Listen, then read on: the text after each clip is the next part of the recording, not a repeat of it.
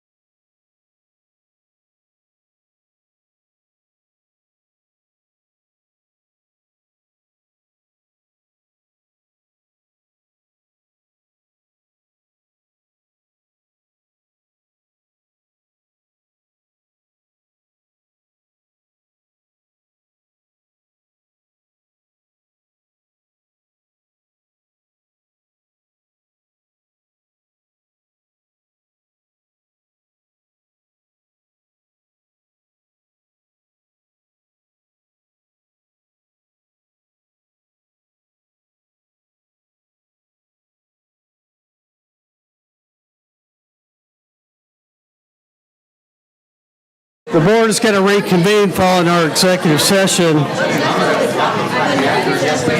Test. Can you hear me? Okay. Sorry, folks. I know some of you would like to move on with your evening. Welcome. We're glad you're here. As I said, the time is 6 o'clock. We actually convened at 5 and went into executive session and had a brief recess as well, but here we are, and welcome once more. At this time, I have asked Nancy Alana to deliver our invocation. Would you bow with me, please? Our most gracious Heavenly Father, how grateful we are for the opportunity to convene tonight to celebrate lives, to honor those who have been successful in all kinds of endeavors. And Lord, we just appreciate the opportunity to work with the students in Granbury ISD and with the employees that all love and care about our kids. And Lord, we just thank you that through all the things happening in our world that we can see glimmers of hope and sunshine in the eyes and hearts and lives of the students that we work with daily. Lord, we thank you so much for each and every person that is here this evening. We pray, Lord, that you'll be with them as they travel home after the meeting. And Lord, we just pray you'll be with us throughout each decision we make tonight. In Jesus' name we pray. Amen. Amen. Thank you, Ms. Alana. And at this time, would everyone rise and follow me in the pledge? Oh, do we have Acton? Oh, I'm sorry, we have Acton students. Oh, we're going to let you guys come up. Please stand, and our students from Acton Elementary will lead us in the pledges. Come over here. Come right over here, guys. We have our student council officers. We have Baird Walton, who is our president. Raise your hand, Baird. We have Jonas Somerville, who's our vice president. We have Whitman Kemper, who is our secretary. And we have Madison Ashmore, who is our reporter. So let's have you guys come the American flag pledge.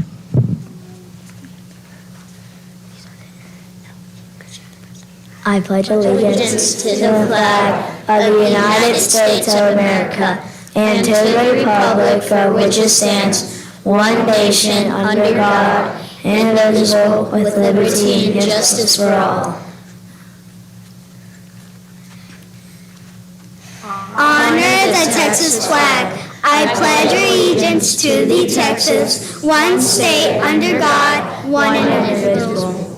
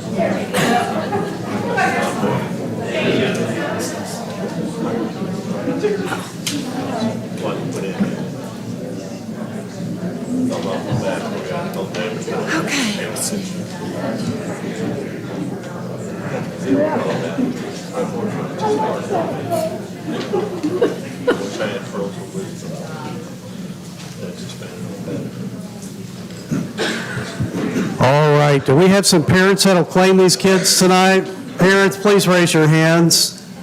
All right, thank you so much for sharing your kids with us. Thank you. All right, at this time, I can tell you the board's favorite part of the night is our Achievement Spotlight.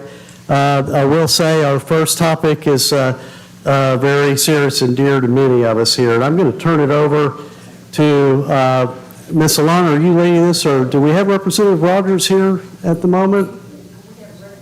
A representative of the Representative Rogers. Well, come on up, ma'am, and okay, I'm going to turn it over to Ms. Alana for this special presentation. All right, I have something that I wanted to bring forth to our school board tonight, and we have some people in our audience that are here for this special reason. So tonight we are honoring Teresa Schumann Thomas. Teresa Thomas was a dedicated teacher. She taught at Emma Robertson Elementary School, where she touched the lives of many students over the years. She retired after 35 years in education, molding and shaping many young lives who loved her as much as she loved them. Even after she retired, she tutored students at the STEAM Academy of Mambrino and continued to help out with gardening projects at Emma Robertson Elementary School. Teresa was the mother of 2 sons, Wesley and Lauren. Teresa loved to help and take care of others, and so it was fitting that she continued to provide care for her family whenever they needed her help. Unfortunately, on August the 6th, 2020, Teresa met with a tragic death while trying to help Wesley. When I heard of Teresa's death, I was extremely saddened. I was even more saddened when I learned how she lost her life. No parent should have to die the way she did. I couldn't help but think that if Wesley had been in a place where he could have been given the proper care, that Teresa would not have had to die the way she did. I vowed to myself I would do something to help make our community aware of the many needs of people right in our own neighborhoods who experience many of the same issues which must be talked about before we can provide help. I called Dr. Glenn Rogers, who had just been elected to be on the ballot for state representative in District 60. I explained to him what happened to Teresa, and he understood my concern and my desire to provide more housing for adults with mental illnesses. I asked Dr. Rogers if he would be willing to write a bill to place before the Texas legislature that would provide additional housing, and he graciously said he would. I asked several people to join me in this effort. Many of them are here tonight as we remember Teresa. We met as a task force and learned more about the needs across the state. We all realized that there are many needs right here in Hood County that our Sheriff's Department deals with on a regular basis that most of us are not even aware of.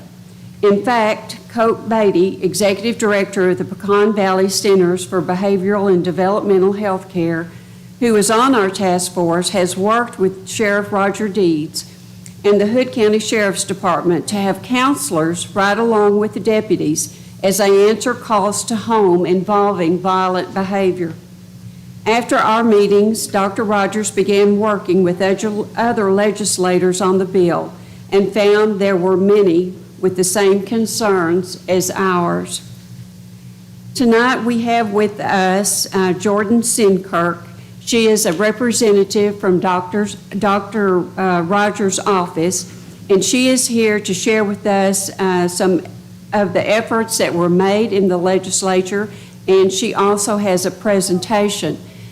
Also with us tonight, we have some of Teresa's family, and I would like to ask if you would not mind coming forward. We would like to honor you at this time as we honor Teresa. So if you don't mind coming forward, we have Teresa's son, Lauren Males, and we have Teresa's 2 brothers, Rodney Schumann and Leslie Schumann, and their wives are with them as well. So if you folks would come forward at this time and join me and Jordan up at the front, we would like to honor you. Let's welcome them.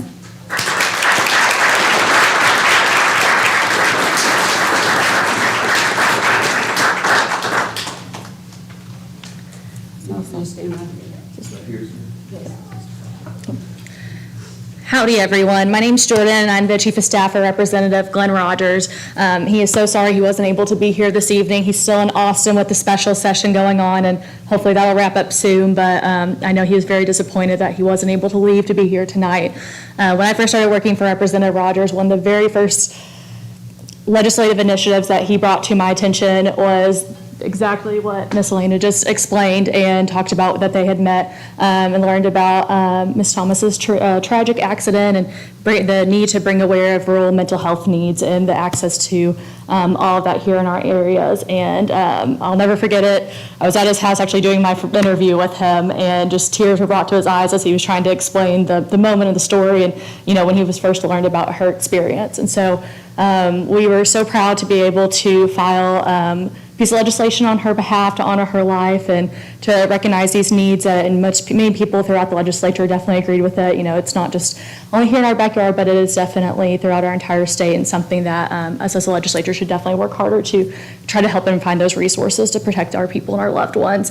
But we were thankfully able to get this bill passed and get that signed into law and have that recognition on her behalf. And so we were able to have that here and get it signed, and wanted to present it to the family on their behalf of the resolution that we were able to do this session. So.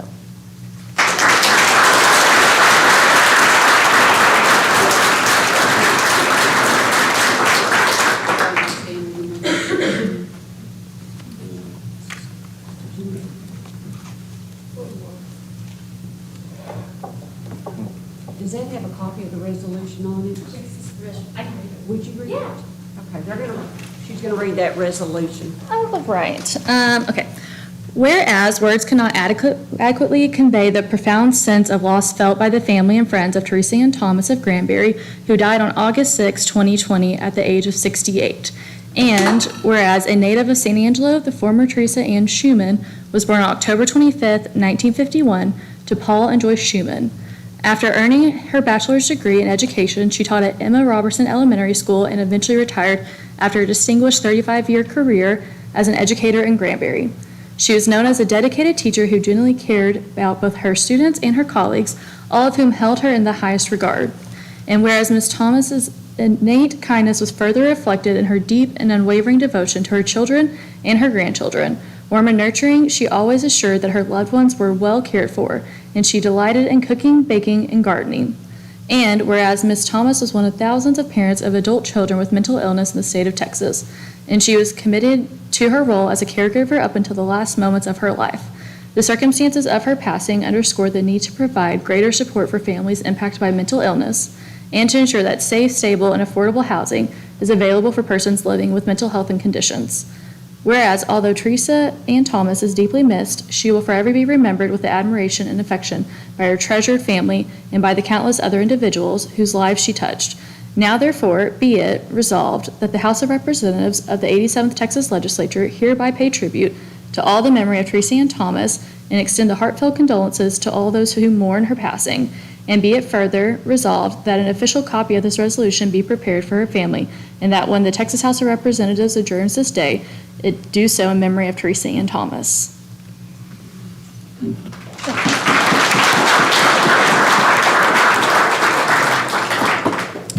If you served on that task force, would you please stand?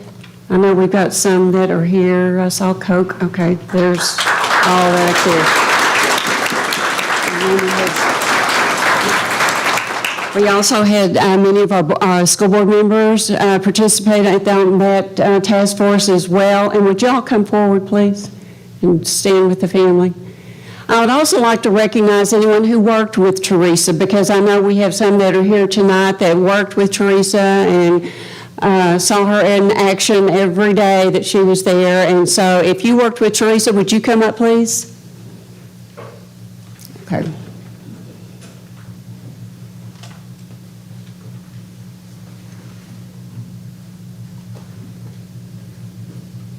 I just want you to know that there are so many of us that loved and cared for Teresa, and we don't want her death to be in vain. And we want people to not recognize that we recognize there are people that need help.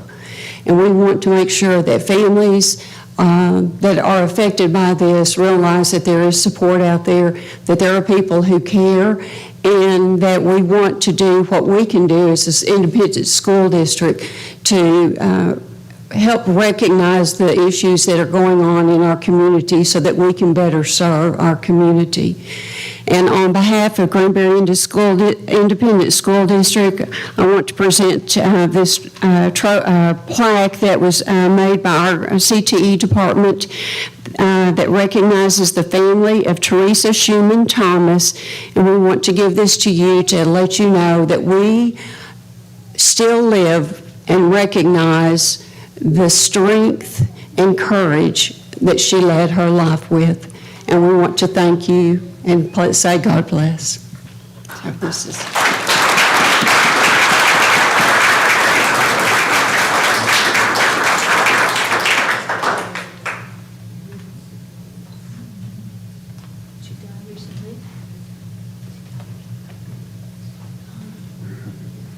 Do you want all these people?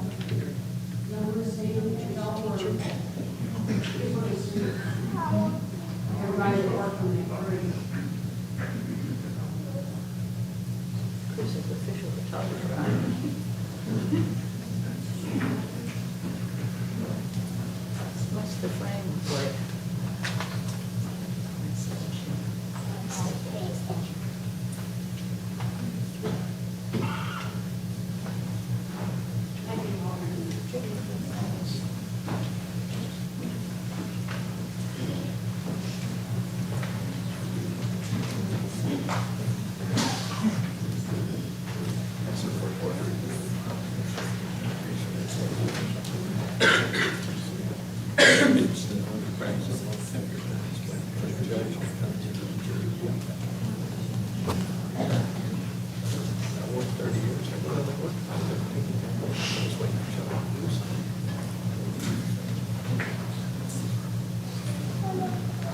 Thank you for coming this evening, and y'all are certainly welcome. We understand you may need to leave and join your families tonight, but thank you for coming.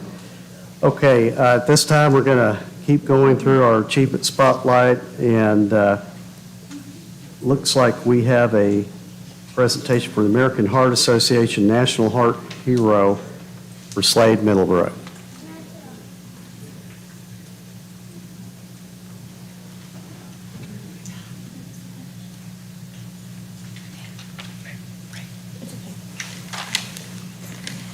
Good evening. My name is Carly Middlebrook, and I'm the director of Granbury ISD's Little Buccaneers Staff Child Care Center. Tonight, I'm here on behalf of Little Buccaneers representing one of our kiddos and my own personal kiddo, Slade Middlebrook. Last year on August 19th, just days after his first birthday, Slade went into sudden cardiac arrest. By the grace of God, he survived and underwent heart surgery on August 24th to have an ICD placed. He was diagnosed with Brugada syndrome, which is an extremely rare genetic disorder that can cause dangerously irregular heart rhythms. Fast forward 1 year, and Slade has recovered from his surgery. He is a happy and healthy 2-year-old little boy. After being told by many of his doctors that Slade likely should not have survived his episode, we have made it our purpose and mission to raise awareness about Brugada syndrome. He has been named the American Heart Association's National Heart Hero. Our goal is to have all schools in the district this year participate in the Kids Heart Challenge to help fulfill our Slade Strong mission in raising awareness for kids with hearts just like Slade and promoting heart health across the nation. I'd like to thank our amazing school district for their participation in this program. In Granbury ISD's history in participating with the Kids Heart Challenge, the district has been able to raise over $500,000 for the American Heart Association. This year, we hope to continue to do that with Slade as our National Heart Hero. Thank you all.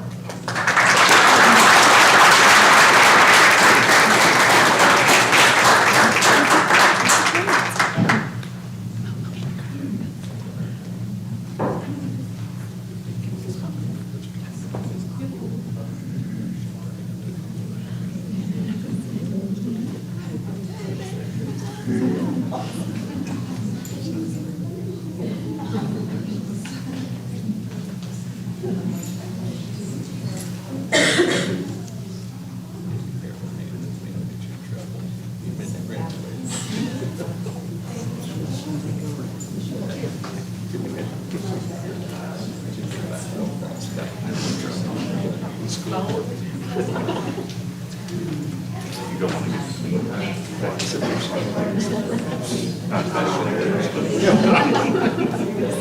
Been there too, so say what you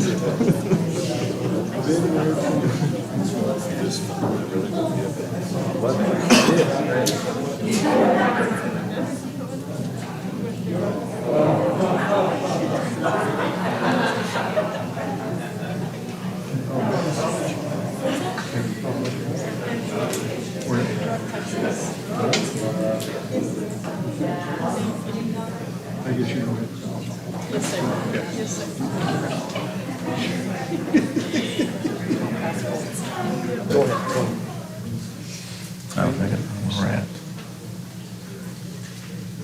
Again, Carly, great. Oh, you'll go ahead and take your picture first.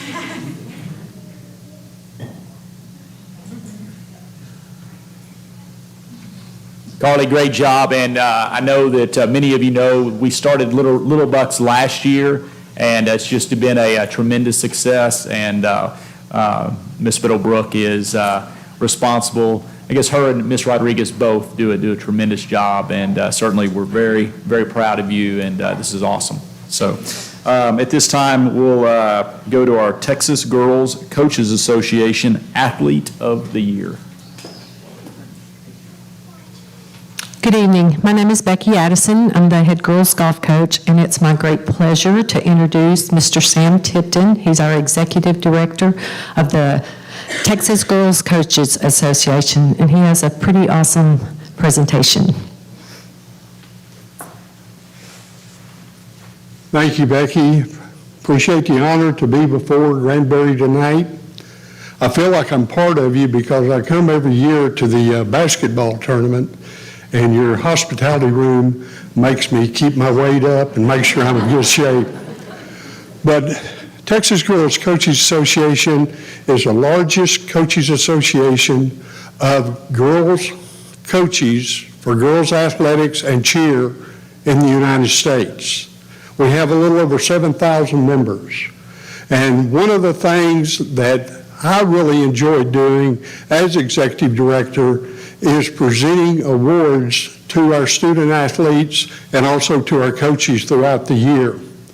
This award that we're giving tonight is the most prestigious award we can give to a student athlete. This award is a Athlete of the Year in whatever sport that we're giving it in. This Athlete of the Year can be a freshman, a sophomore, a junior, or a senior. We're presenting this award tonight to a junior that played golf. Now, this is for 5A and 6A golfers in the state of Texas. Start figuring out the number of girl golfers in our great state in 5A, 6A. You've got over 700 golf teams in the state of Texas, and we select one athlete to get this award. I am so privileged to be here tonight to present to, like I say, a junior. She's got a chance to do it again if she'll just do it, that excelled unbelievably at our state golf tournament.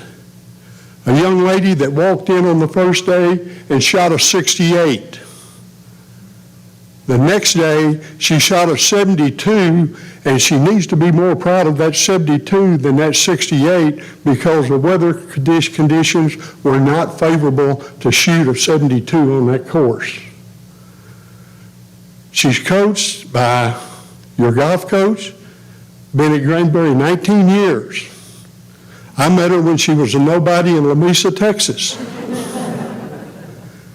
Becky Addison's done a tremendous job with the golf program at Granbury, led by your athletic director, who he helped raise me from Big Spring, when he was at Big Spring, Dwight Butler. Tonight, we present the 2020-2021 Athlete of the Year in golf for 5A, 6A, an unbelievable young lady, so proud of her, Mason Lewis.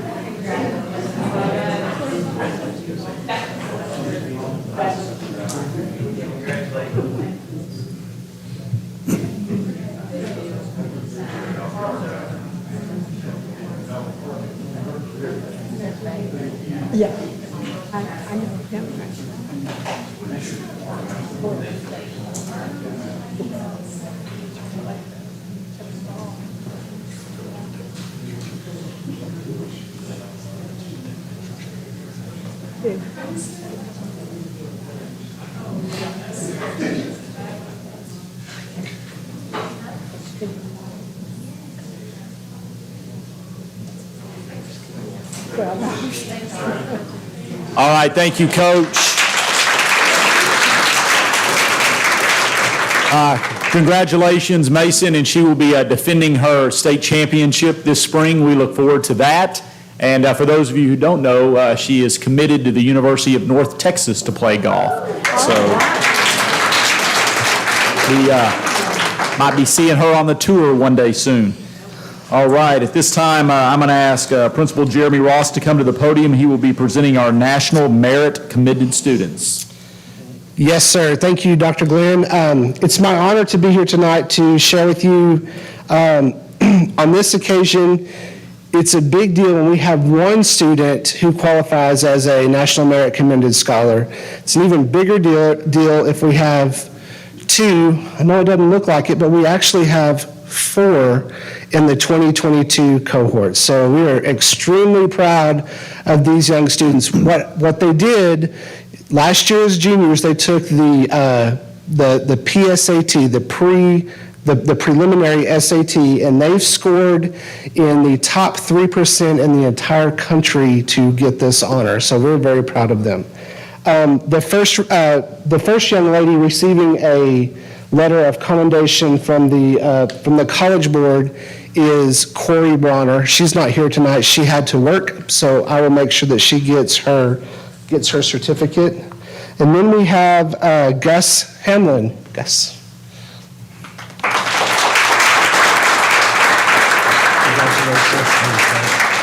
So a little bit about Gus. Gus is undecided as to where he wants to go to school. He's knocking around a couple of things. He is a varsity football and basketball athlete, and we are extremely proud that he and his family found Granbury and made it their home. So, Gus, congratulations. The next one is Sawyer Shinnework. Sawyer is either considering A&M or Baylor. A&M or BYU. He is a basketball and a baseball athlete, also in track, WIT, and National Honor Society. And congratulations, Sawyer.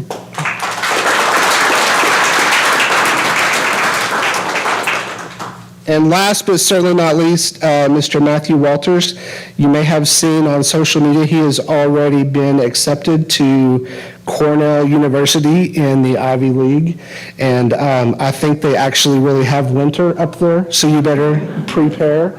Matthew is a swimmer for us. He's also a baseball athlete. He's in choir, WIT, and he's in student council. Are you in the show this weekend? I'm not. You're not in, okay, not in the next one, all right, all right. Sometimes you can find them on stage at the Granbury High School. So please help me recognize Matthew Walters.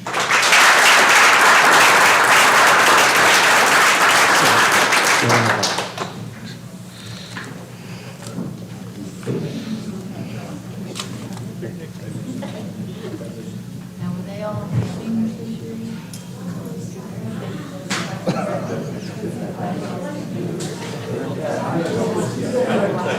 I was thinking about who this one to be.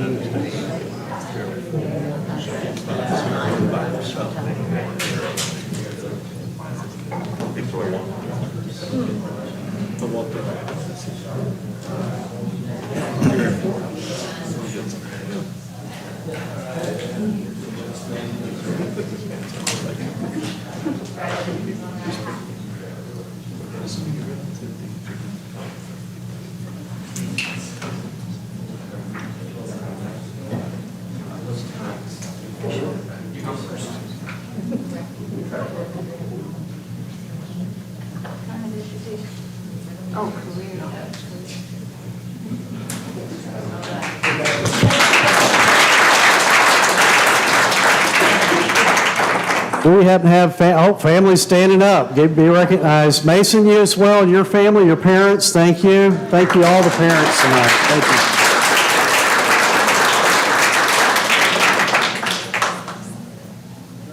All right, one more recognition tonight. I'll ask Hood County News publisher Sam Houston to the podium to recognize some student correspondents. Thank you so much, Dr. Glenn. I'm here tonight to let you all be aware of a program that we had. This young lady that I have with me is named Jordan Stevens. She's a senior here at GISD. Her parents are Chuck Stevens and Dr. Kelly Martin. And Jordan is an outstanding writer. And if you all are really good and subscribe to the Hood County News, you'll see that this young girl has got an article on the front page of the newspaper. And so she is interning. It's a paid internship with the Hood County News. And we actually have another student that we're trying to bring on board, and they're going to be writing stories about what goes on at GISD from a student standpoint. I think that'll be real interesting for our readers and for parents. I think it'll also be insightful, and I also think it's a great opportunity for these young people to get actual experience.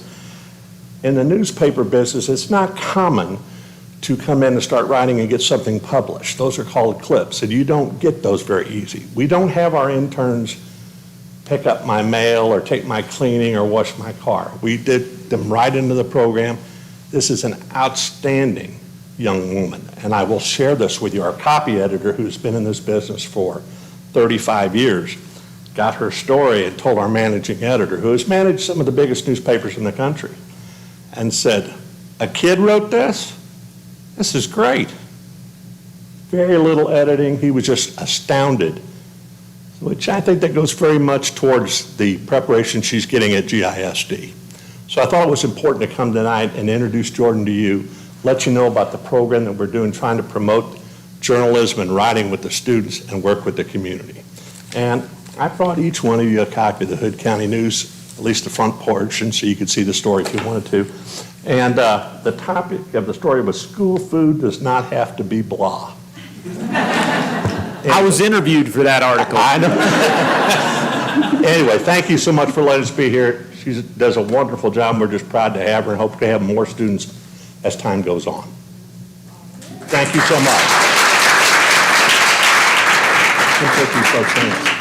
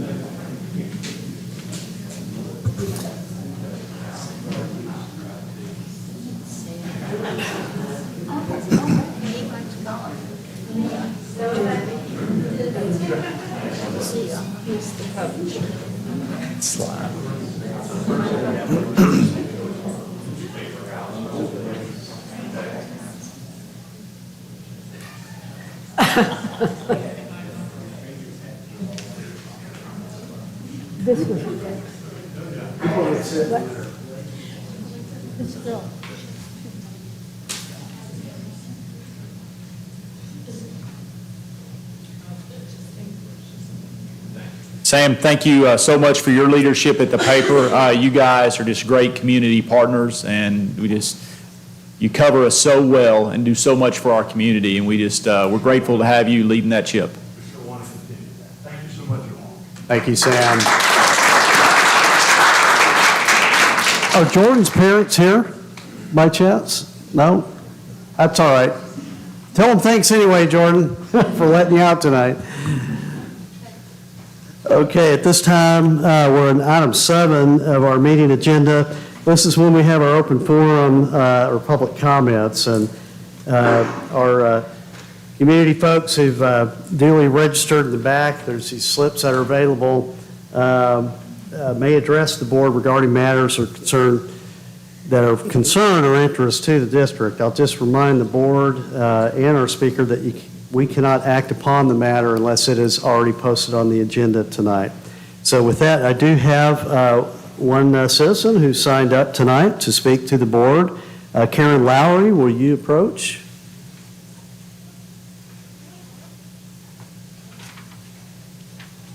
Karen, will 5 minutes be adequate, or you need more time? No, probably about a minute will be just fine. Okay. It isn't going to be long. Well, thank you for coming, and go ahead and when you're ready.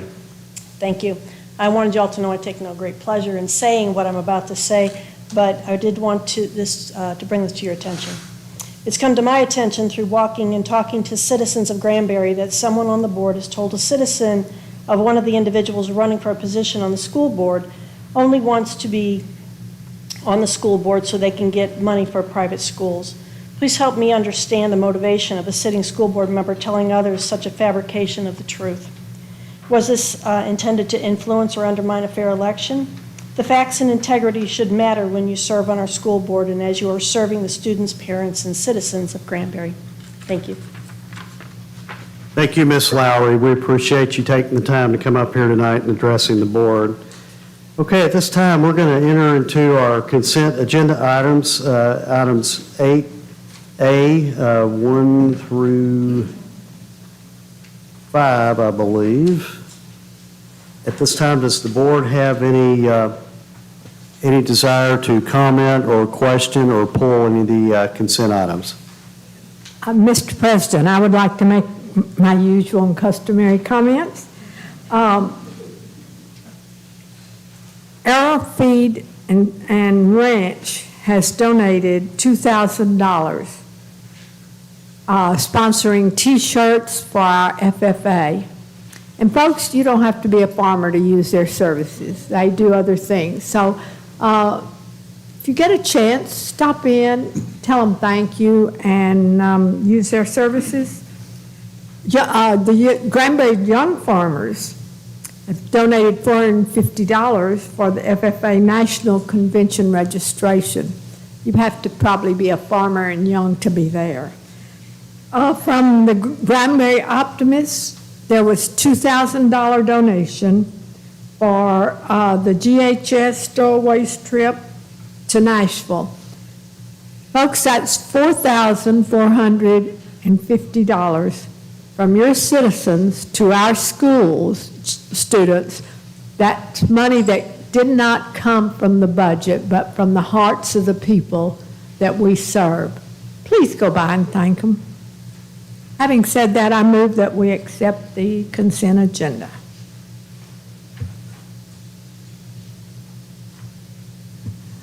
I will second that. Okay, I have a motion from Dr. Harrington and a second from Ms. Alana to accept the consent agenda items as presented. Any further discussion or question on those items? Not seeing any, we'll vote. Those in favor of the consent items as presented, raise your hand. None opposed. Okay, At this time, I'd like to ask Dr. Glenn to talk about this item. The board actually acted on this 8B, the scholarship funded by a very generous citizen in the community. And Dr. Glenn, would you like to elaborate on that? Sure. Thank you, Mr. President. We do want to just give a brief recognition to Mrs. Rachel Ledbetter.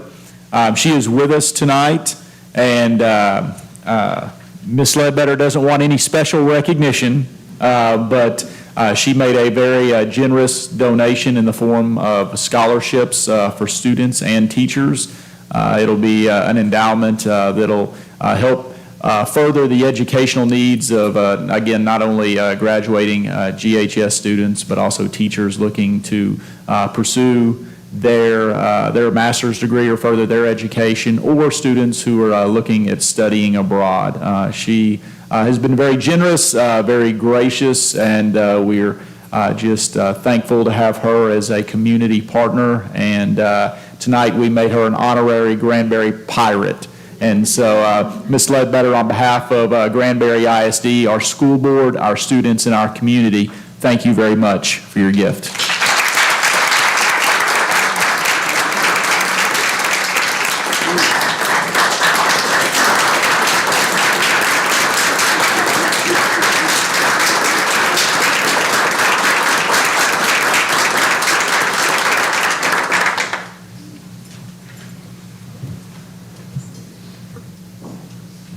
I assure you, you will hear more when the time is right, but we wanted to honor Ms. Ledbetter tonight nonetheless. Item C is consider resolution stating review of investment policy, designation of investment officers, approval of independent sources of investment training, and approval of qualified broker and dealers. Mr. Whitefield. Thank you, Mr. President. In front of you, you have an action item for approval. It is the investment policy. In your board book, you do have copies of CDA Legal and CDA Local that talks about our investment strategies. The investment officers for the district will be Dr. Glenn, myself, and the business manager in the business office by the resolution. And you have that in front of you. Our listing of qualified brokers that we use comes from our TCG. There are also a listing of the pools on that Exhibit B as well, and it is a recommendation of administration that it be approved with no changes. Emmett, I didn't really see any substantial changes at all. I mean, this in fact looks like we're continuing to do what we've done the last several years, and that is pretty conservative fiscal management of our funds. This really just checks a box. This meets a legal requirement that we visit this once a year and review our policy and yes, sir. Pass it. Thank you, sir.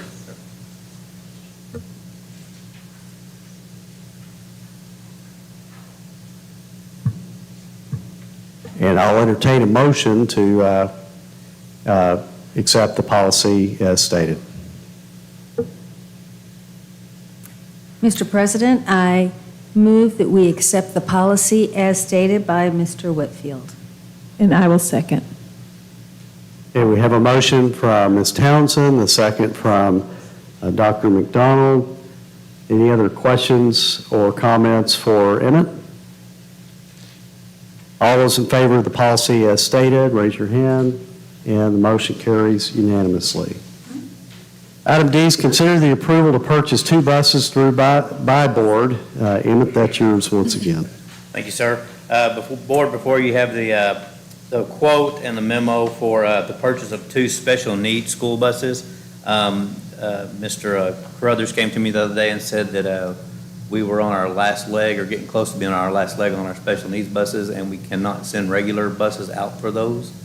So we went with the buy board option. I believe he found one on a lot out there, and then the other will come. They're both on a lot. Both of them are on the lot. So we can purchase those through the buy board, and at the cost of $209,090. How many, what capacity are the buses? They are 48, they're 48 seaters. Thank you. I mean, I don't know, it's maybe Class C Brian out in the audience, but these special education buses are special indeed because they tend to run more miles on them. Is that correct, Brian? Yes, sir. Yeah, they're virtually running all day, as I understand it. Yes, sir. Okay. Well, Mr. President, I move that we approve the purchase of the two school buses through Buy Board. And I will second. I have a motion from Mr. Willis and a second from Mr. Moore. May I ask one question real quick? Sure. Ryan, what do we do with the older buses? What happens to those? The bus that has 367,000 miles on, we'll probably turn that over and sell that one. The other two we'll keep on as spares and use them as long as we can. Thank you. Any other questions or comments on the matter before us on the purchase of two buses? Seeing no other questions, all those in favor of the purchase as presented, raise your hand. That is unanimous, none opposed. Item E, consider granting superintendent the authority to approve homebound waivers for the 2021-2022 school year. Shelley. Good evening, trustees and Dr. Glenn. You might recall in August, the board approved a homebound waiver for one specific special education student who met criteria for synchronous remote services. With TEA approval, the waiver allows funding for those students because typically you have to do in-person services to get funding. That waiver was granted. And moving forward, we are asking that the board approve a request granting permission for Dr. Glenn to file the waivers for both special education and general education students who have documented evidence of a significant medical condition which puts them at risk for in-person instruction. So with this permission for the 21-22 school year, the board will not have to approve each individual waiver. We'll grant that to Dr. Glenn. Any questions? Okay. Thank you, Shelley. Pretty straightforward. Any questions or comments? We'll entertain a motion. Mr. President, I move that we approve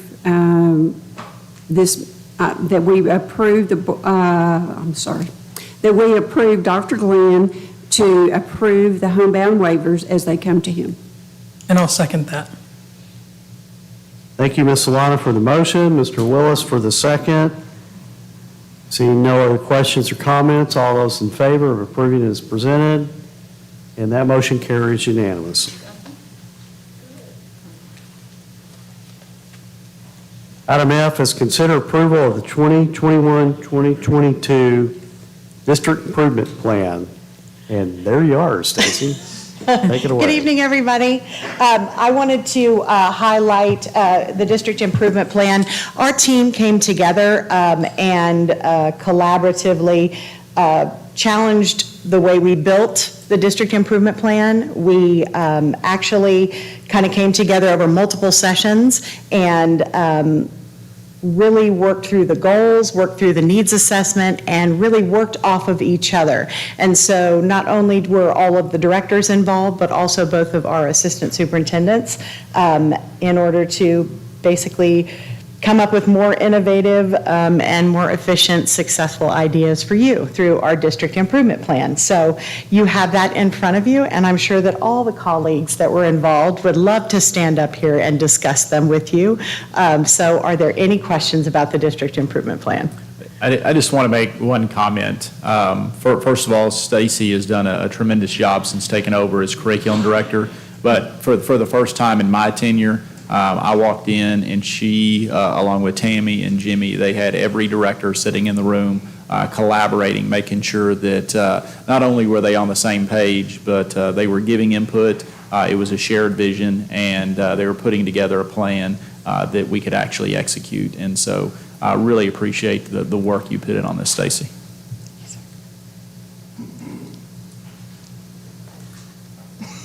Well done. Wow.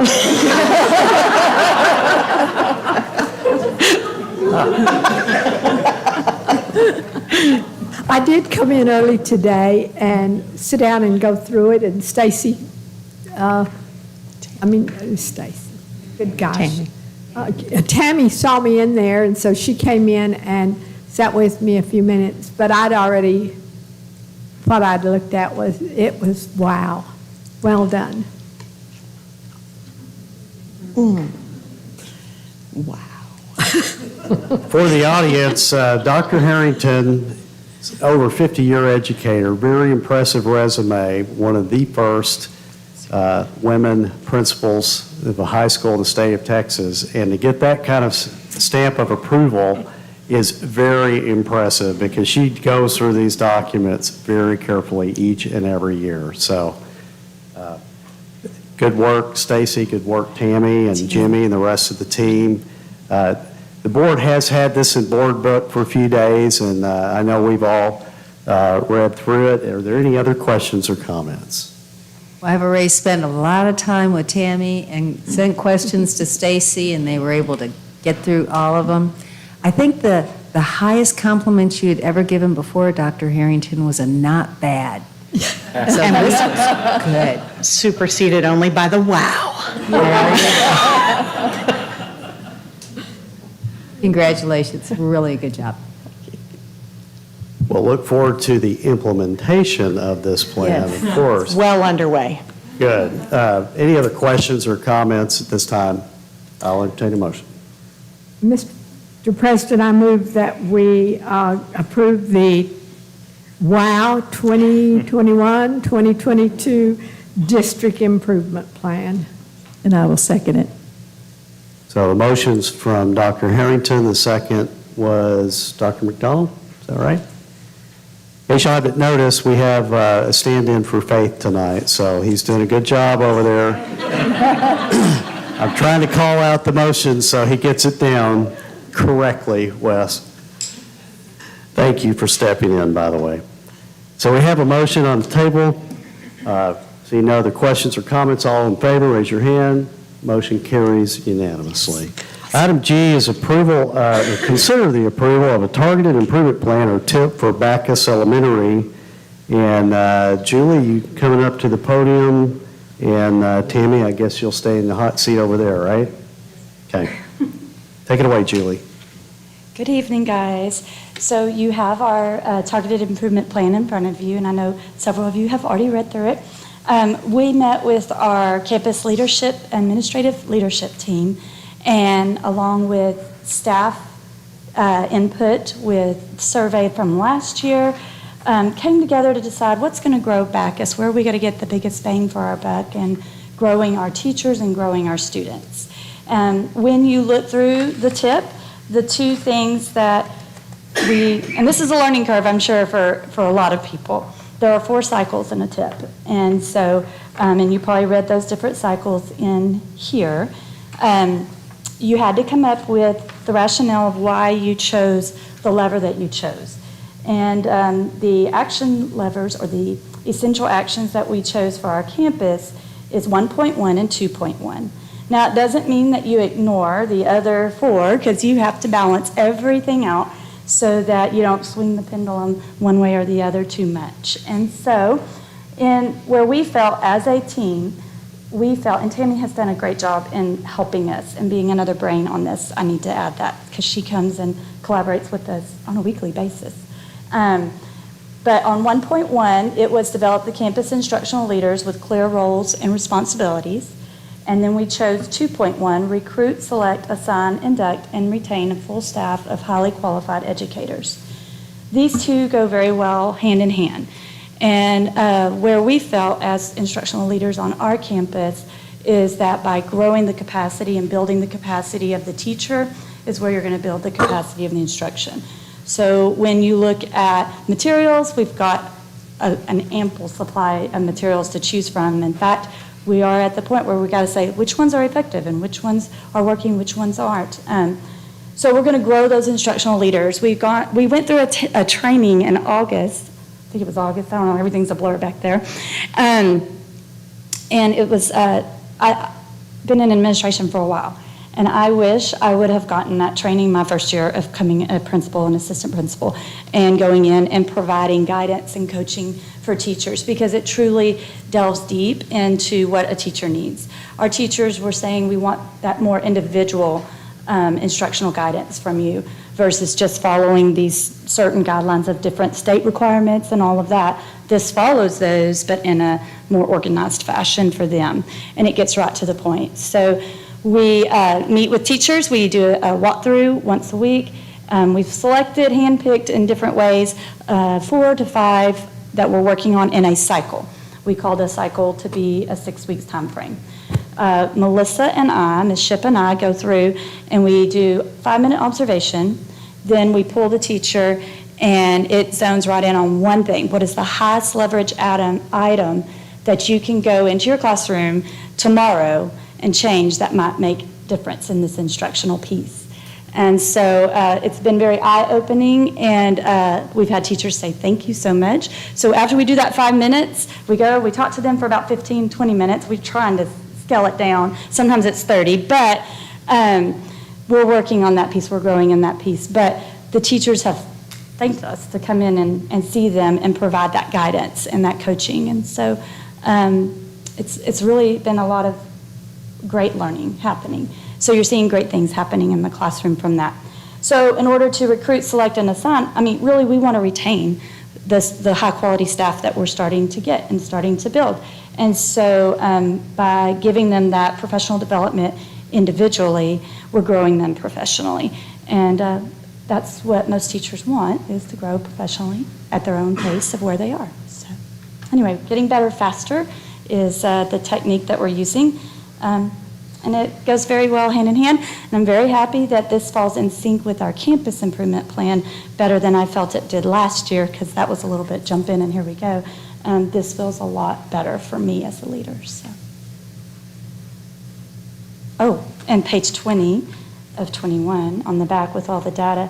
If you look at from 2019 to 2021 results, you can see a lot of great little celebrations there. And so that's something that our staff is seeing and knowing the growth individually of our kids. So Julie, we have district common assessments coming up next week. You had your initial MAP testing done earlier in the year. Do you feel good about where students are starting off the school year? Our MAPS testing, our MAPS testing is coming in pretty much on point with where we need it to be. In fact, a little bit higher than where we were last year. And that's actually where we were looking. We were like, hey, we're in a better place than we were at the beginning of the year last year.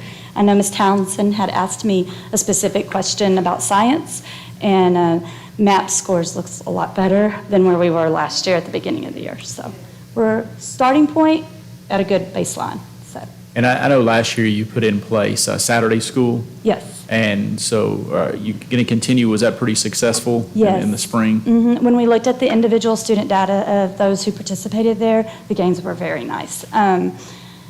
The teachers said, that's the way we want to keep this. This is something we need to keep doing. So that's where we're going. I'm going to take to the campus leadership team, looking at our 3rd week in Christmas break. I'm going to take that to them on the 25th to see thoughts and input about, do we want to do something there? To kind of do a little push to help our kids and getting them going and stuff. So lots of great things. I'd just like to add something really quickly. Julie and Melissa Ship over at Bacchus have been systematically working to improve Tier 1 instruction with targeted teachers. And the excitement that those teachers have about being the ones that are chosen to have these growth cycles has been really awesome. So the way that they've laid it out has been, we're here to help you grow, and it's a very welcoming environment, and everyone's on a continual growth cycle there, and we're going to see some great things from Bacchus. Do you have any other questions?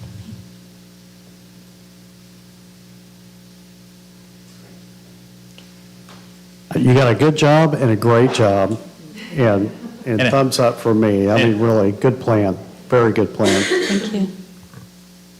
No, I was just saying, a big job ahead of you. Yeah. We Now are. go get 'em. We're going to keep working.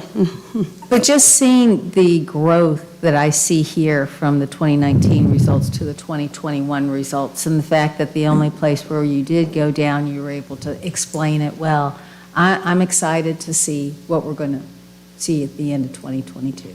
It gets me very excited because just knowing the obstacles we faced last year and under new leadership, it was, a good challenge as everyone else was facing. So.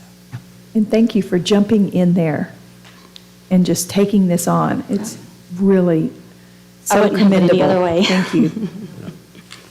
Well, Mr. President, I move that we approve the the targeted improvement plan for Backus Elementary. I will second that. Thank you, Mr. Willis, for the motion, and Ms. Townsend for the second. Seeing no other questions or comments, all those in favor of the TIP plan for Backus, raise your hand. All right, fantastic. Thank you, guys. You bet. Thank you, Julie and Tammy and the rest of the team. Good job. Okay, our last actionable item tonight is consider the addition to the 2021-2022 GISD student handbook that will require outside entities that wish to provide private counseling to GISD students while on campus. They enter into an MOU agreement and have the approval of the superintendent. Tammy. Thank you, Mr. President. We have some students that get outside counseling, and sometimes it's a hardship on the families and to get their students to that counseling, but it's much needed and probably more so now than ever.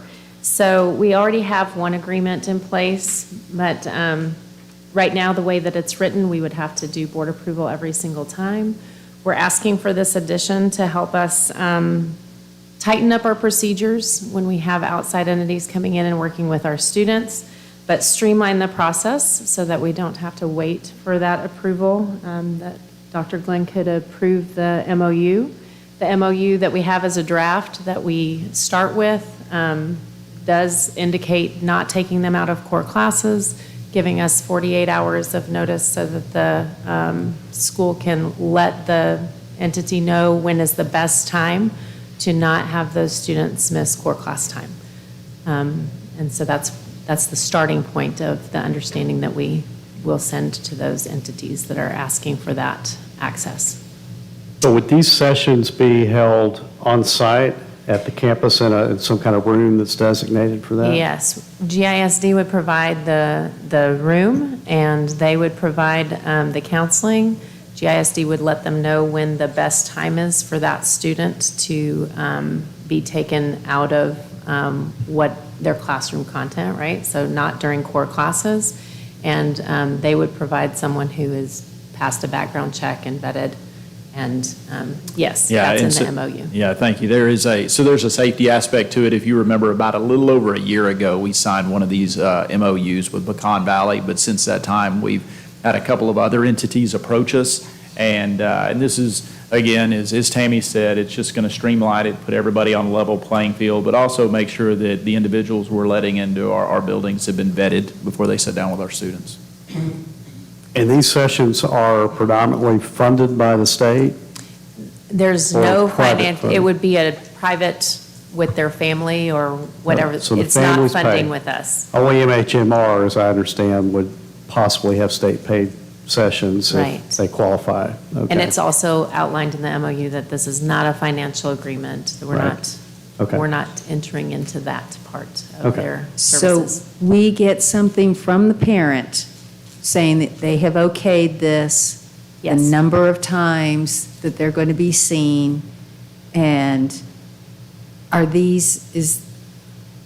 so they know the counselor that's going to be coming? They absolutely know the counselor that's going to be coming. Most of the time, it's a personal counselor that they have already entered into agreement with personally. Okay. But they can't find good time for that counseling to happen. And so that's the last resort. We don't want to take them out of any classes if we can handle that. But if that's the only place that that child is going to get the counseling that they need, then we will find an appropriate time that doesn't take them out of math and English to make that happen in a safe environment, yes, the parents know. And what's the time frame? How long do they meet with them? It would be 30 minutes to an hour, nothing longer than that. It would be a session. So that's something that we would be working out with that particular student on that campus. Thank you. You know, I would just like to say that I really like this process that we're looking into because we want these students to feel safe where they're attending school. We want them to know that they're heard. We want them to know that they're loved. And you know, once they step out of that building, they may not have that opportunity sometimes. So I like the fact that we are bringing help to them within the building. So I definitely support that. I think that could be very good for a lot of our students. Hey, any other questions or comments on this new procedure, the MOU process for Tammy? Yeah, no, we all have it in our board book in greater detail. Seeing no other comments, we'll go ahead and vote. All those in favor? Oh, no motion. Motion, pardon me, I'm getting ahead of myself. Oh, yes. Hey, the band is doing a community performance in 25 minutes, okay? I'm trying to speed this along. I'll entertain a motion.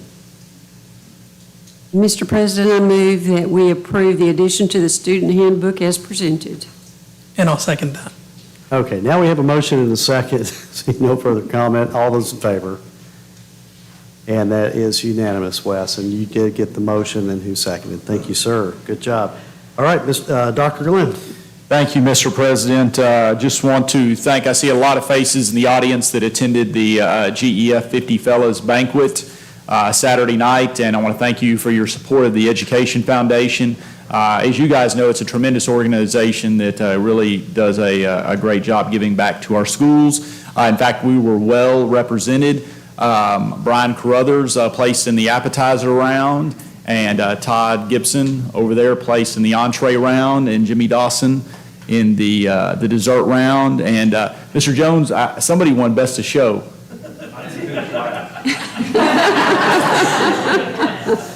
So anyway, it was a good night, and we thank everybody. I was told $130,000 raised and still counting. Not bad for 2.5 hours worth of work. So COVID-19 numbers continue to drop significantly. I know that the teachers in this room and the administrators in this room really knuckled down in August and September to push through what was our peak since the pandemic started, and that has really paid off.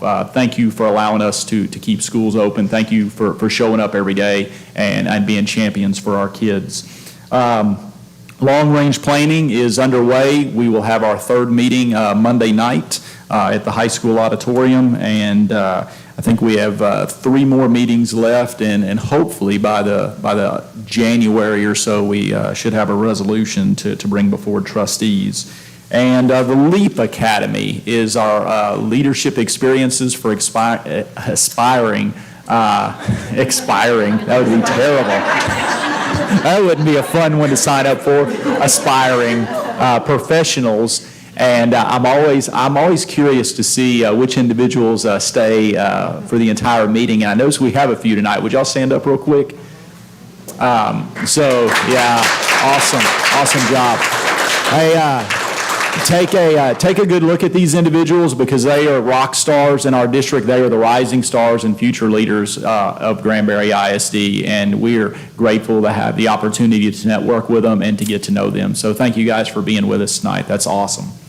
And finally, I would just like to remind everybody that early voting is underway, and we will have Chris Willis stepping down off the GISD school board, and so next month we will recognize him for his service. And again, hope you all take the opportunity to exercise your civic duty. So, Mr. President, that's all I have this evening. Thank you, Dr. Glenn. Good report. I'm going to ask Stacy Brown to make her way to the podium to deliver our EL program evaluation report for the year. Sure. Hi again.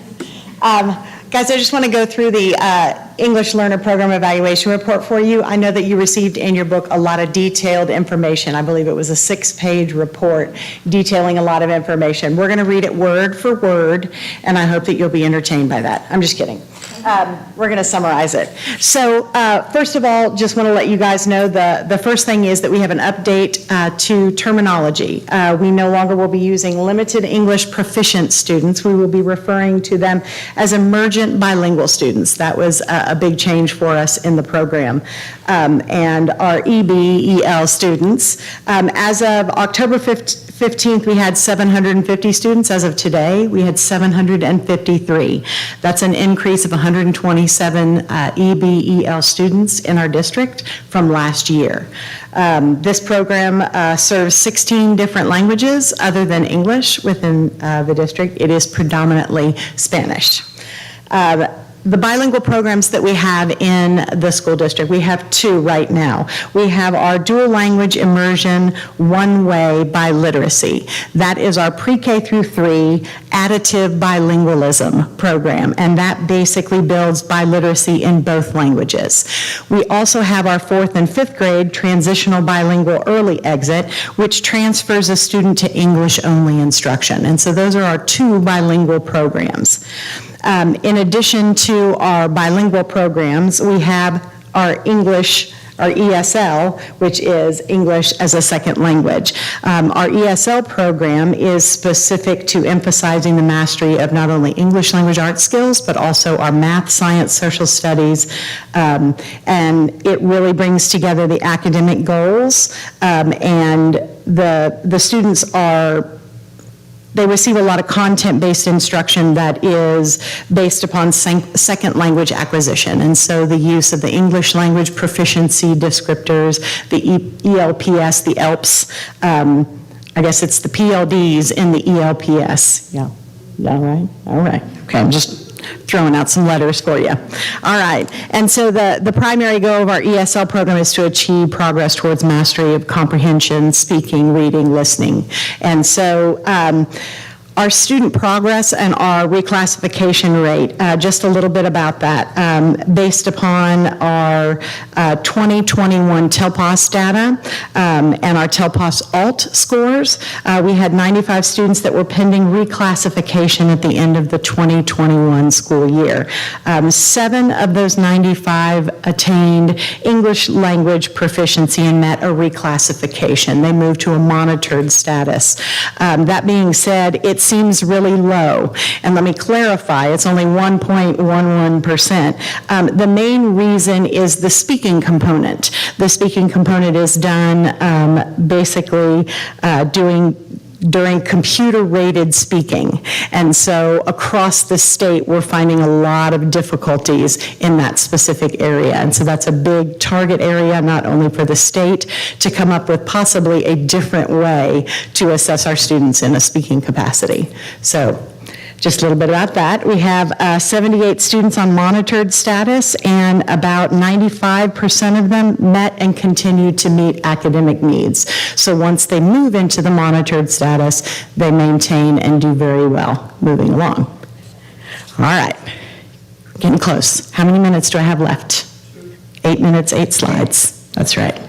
All right, so for the 2021 school year, we would like to file 1 bilingual exception. Obviously, with the increase of the students, we had to hire additional staff, and so we are asking for a bilingual exception to allow this particular staff member to obtain their certification by March of this year.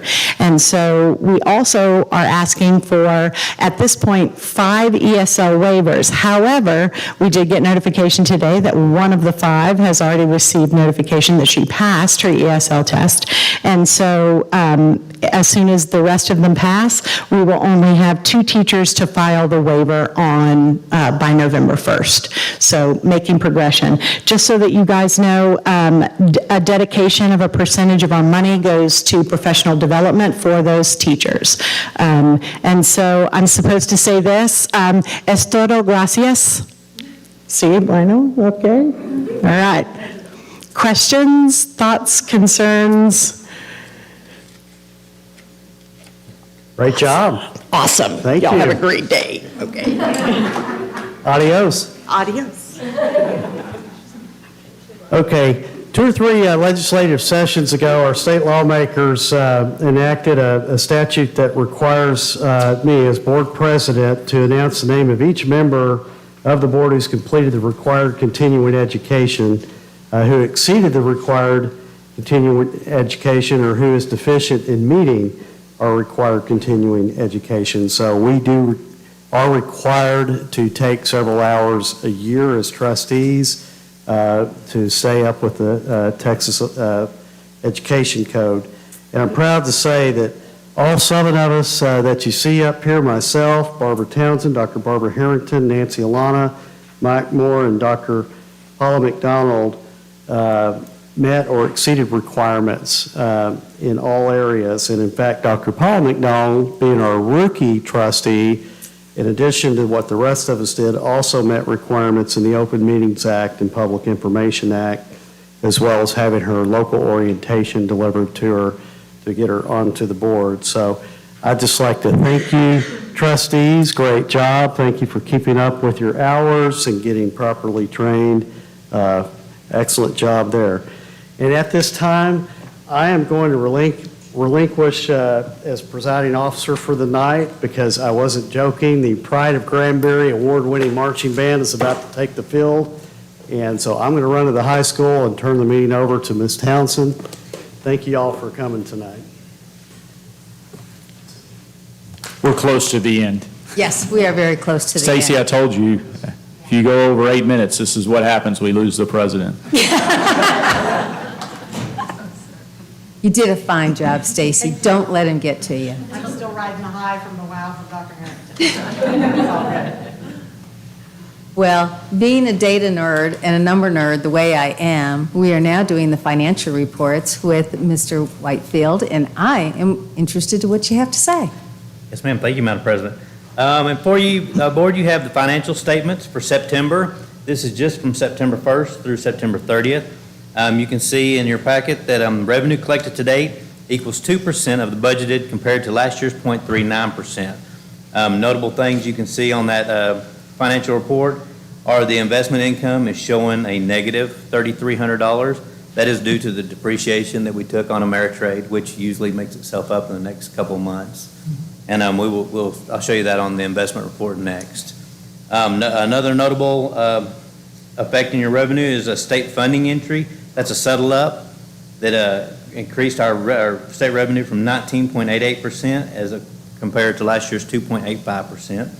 And then you can see in our federal revenues that we are at 3.45% as compared to last year's 0%, and that has to do with indirect costs that we're receiving on federal grants at this point. On your expenditure side, you can see that the expenditures represent 11.44% of the budget as compared to last year's 10.58%. Notable aspects in that are your function 12 under instructional resources and media. There's an additional media specialist included in that we didn't have last September. And then in function 34 under transportation, that is due to salaries. That is probably in direct relation to COVID-19 and more hours put on the road this year as compared to last year. And then in function 36, again, same thing with COVID-19. We are having more athletic events, so we're paying more referees and officials. And then in function 51 is the increase in our insurance that we talked about in the past. So that's the difference in your financials, and that is them in a nutshell. Are there any questions? Sometime I'd like to see it compared to the pre-COVID year to see if we're looking at something that's, more like what we were seeing before, because like you said, the things that are different here are because of COVID. So it'd be interesting to see the year prior.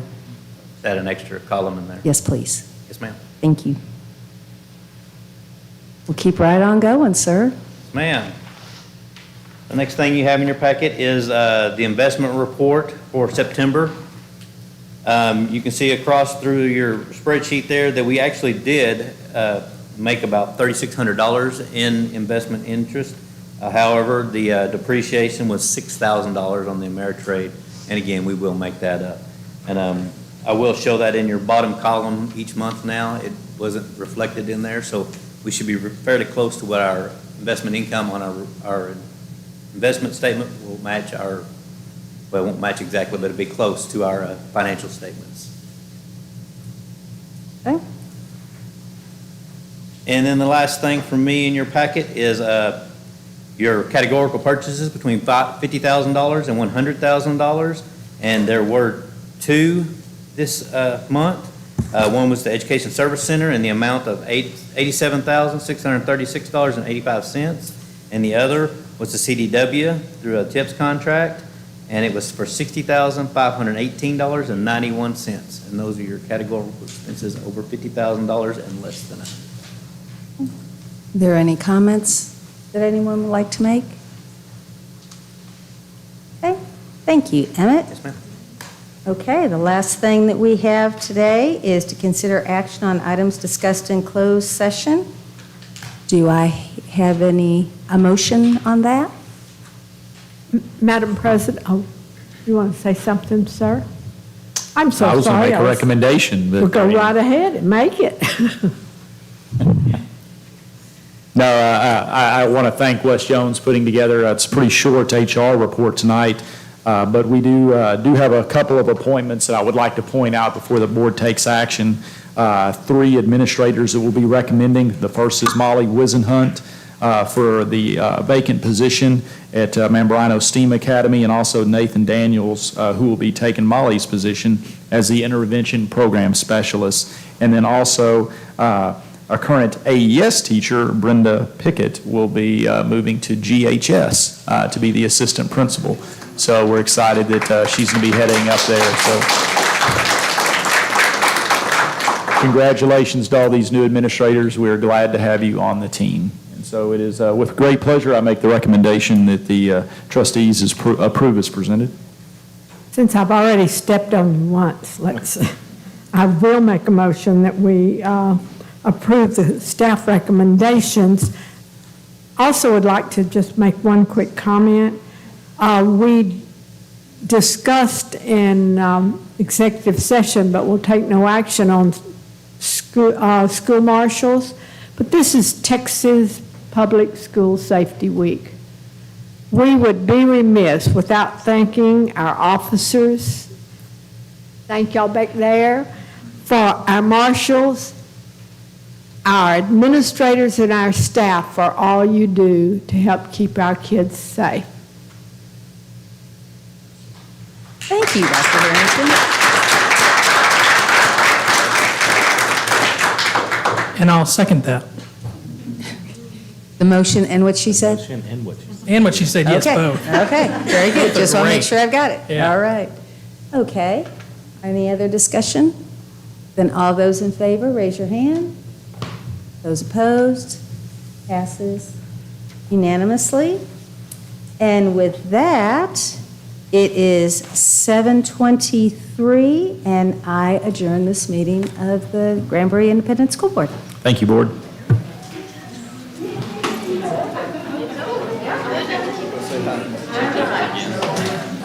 Seven.